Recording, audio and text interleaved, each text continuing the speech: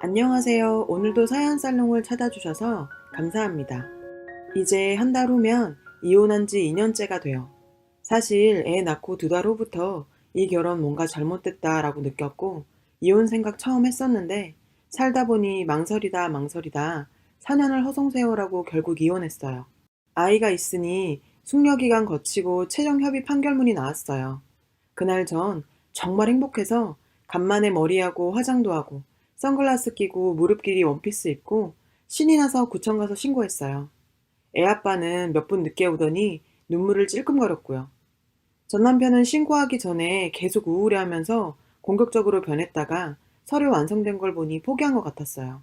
부부관계는 이혼 전부터 수년간 안 했어요. 너무 당연하지만 이것도 참 편하더군요. 이런 인간의 요구를 들어주지 않아도 된다. 아무 부담이 없다. 나는 이혼했으니까요. 그러게 시댁 편보다 내 편을 들어주지 그랬어.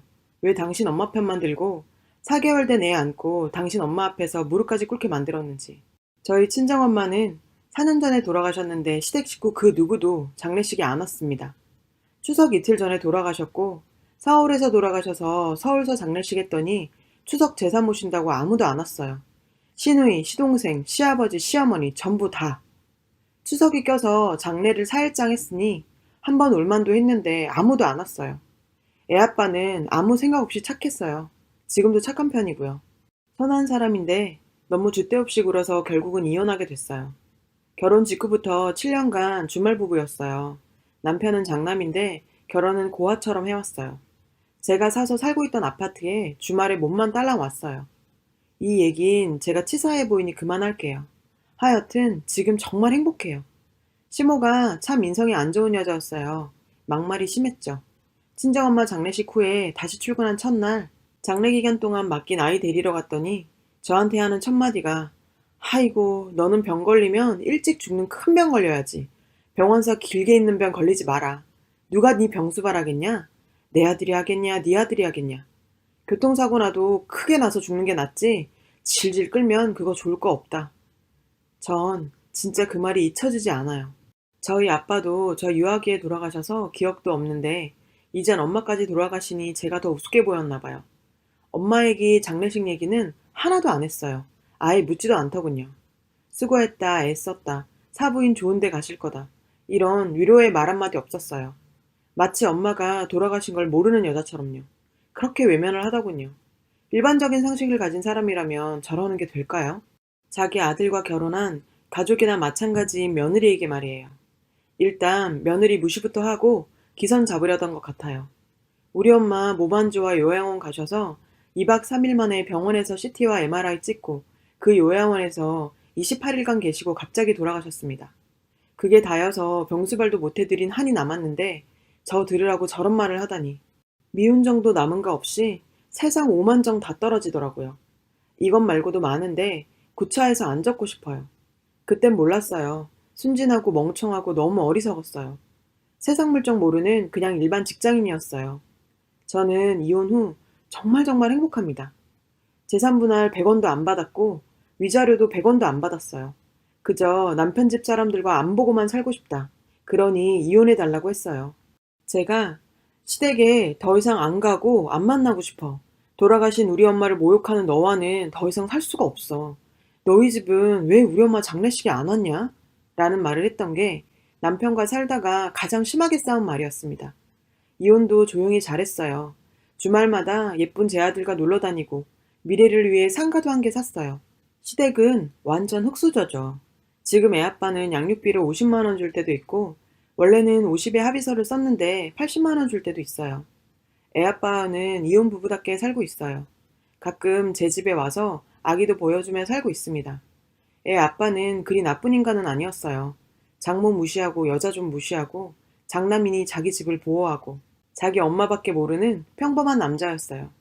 재혼 생각은 없어요.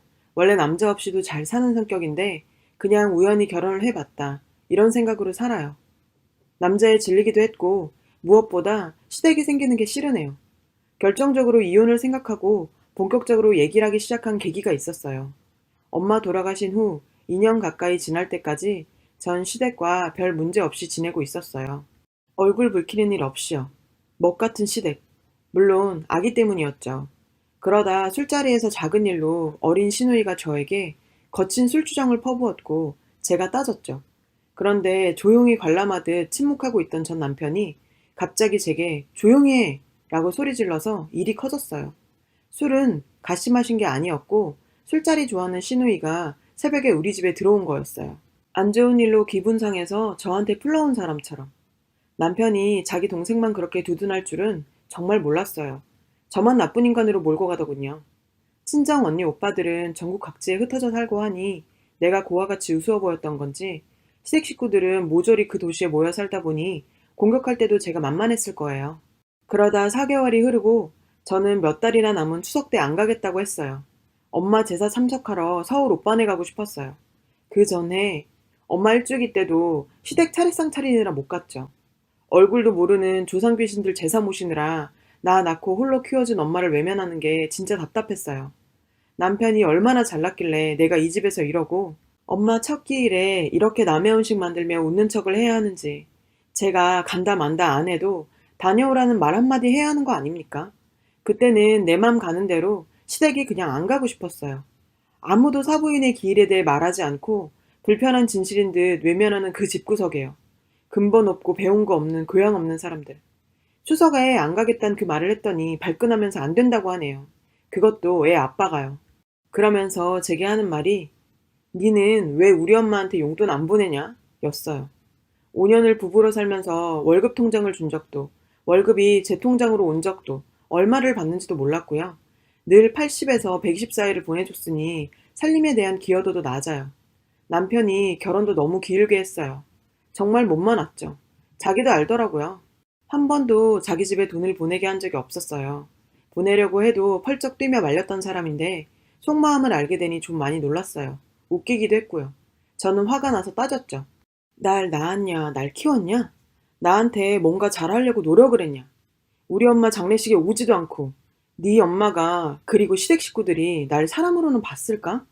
평상시에 잘 안 해도 부모님 돌아가시면 작은 위로라도 하는 게 사람이야. 나도 시댁이 정상으로 보일 것 같니? 나 직원들하고 회사에서 커피 시켜 먹느라 내고 있는 월 회비 7만 원도 손 떨려. 주문해 먹는 커피라 비싸서 아까워도 직장에서 모나게 실어내는데 내가 그 집에 10만 원을 드리면 만족하시겠냐? 적어도 30만 원은 드려야 되는데 그 집에서 받은 것도 없고 아까워서 못 보내. 그 돈이면 내 아들 맛있는 거 먹이면서 더 이쁘게 키울 수 있어. 라고 말이죠. 이혼하자. 나 놔줘.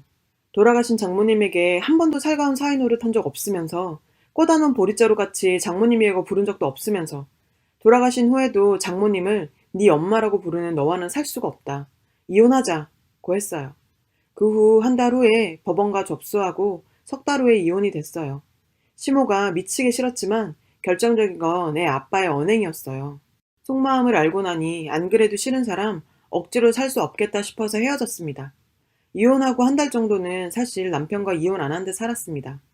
애만 보게 해달라는 남편의 말에 마음이 약해져서 아이를 보여주던 게 아이가 아빠를 너무 좋아하고 따르는 모습에 저도 모르게 잊게 되었네요. 이혼 후에도 이렇게 지내면 사실혼 관계가 된다는 것도 모르고 말이죠. 애 아빠에게 면접 교섭권만 주고 저도 애매한 관계를 끝냈습니다. 그리고 저더러 장례식 직후에 돈 못 버는 그런 몸이 되면 어서 죽어야 한다고 말하던 시몰한 여자에게 돈까지 보내는 효부 노릇은 하고 싶지 않았습니다. 저 죽으면 춤추며 웃고 좋아할 여자에게 돈을 보내긴 싫었어요. 정말로요. 그리고 이혼을 결심한 이유가 된 시모의 실언이 또 있었어요. 지금은 그 여자가 결혼으로 실수한 제 인생을 구한 거나 다름없어서 고맙지만요. 시모가 전화 대화 끝에 비아냥거리면서 한 말이 너나 나나 결혼 잘못했지 였어요. 자기도 제가 이러고 사는 게 평범한 여자의 행복한 삶이 아닌 걸 그 여자도 잘 알고 있었던 거라고 느꼈어요.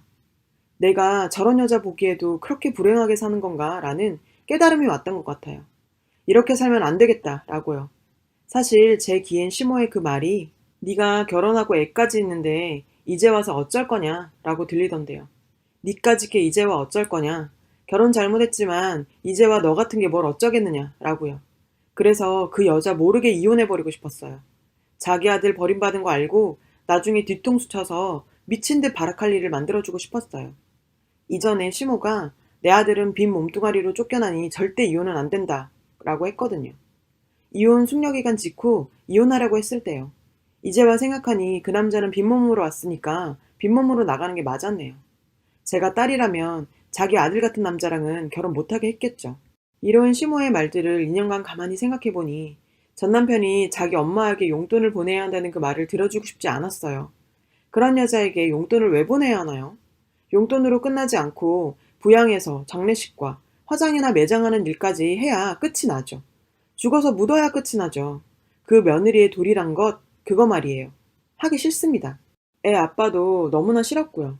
사이가 좋은 적이 몇 번 안 되고 아이 100일 이후로는 남남으로 지냈어요. 그만하면 많이 갈등했다고 생각합니다. 이혼 고민 4년이나 했으니까요. 시모 나이 2년 전 60세였어요. 시부는 64세였고요. 그 여자 55세에 제가 결혼한 거예요. 젊기도 젊은 시모였어요. 환갑여행 보내드리자고 1년 전부터 얘기 나왔는데 그 전에 이혼해서 후련해요. 상관 없어지니 이렇게 행복할지 몰랐는데 정말 홀가분해요. 깃털처럼 가벼워서 기분이 날아갈 것 같아요. 시댁 하나 없다는 게 이렇게 행복한 건지 알았다면 얼마나 좋았을까요? 반대로 생각하면 그 시댁이란 것 때문에 얼마나 압박에 부담을 느끼고 하루하루를 버티고 산 건지. 진즉 그럴 필요가 없었어요. 헤어지면 소멸해버리는 시댁이란 것들요. 사부인 장례식에 형식적으로라도 검은 옷 입고 와줬다면, 슬퍼하지 않아도 그래도 와주기라도 해줬더라면, 도움이 들 많지만 같이 음식 나르며 슬픔 함께 해줬더라면, 거기서라도 처음으로 안아줬더라면, 돌아가신 친정 부모님을 대신해서 잘해드리려고 노력했을지도 모릅니다. 이곳에서 사랑받은 적이 없는데 그들 죽는 날까지 맏며느리 도리라는 걸 못할 것 같아서 갈라섰습니다. 시부도 시모도 늘 저를 야라고 하대하고 이름 한번 불러준 적이 없었어요. 이혼한 직후 그 여자 표정 생각하면 가관이었거든요. 속이 후련합니다. 이젠 그마저도 잊혀져 가니 여기가 극락인 것 같아요. 긴 글 읽어주셔서 감사합니다. 모두 행복하세요. 여러분, 사연 댓글에 응원과 현명한 조언 부탁드려요. 좋아요와 구독은 저에게 큰 힘이 됩니다. 오늘도 좋은 일 가득하세요.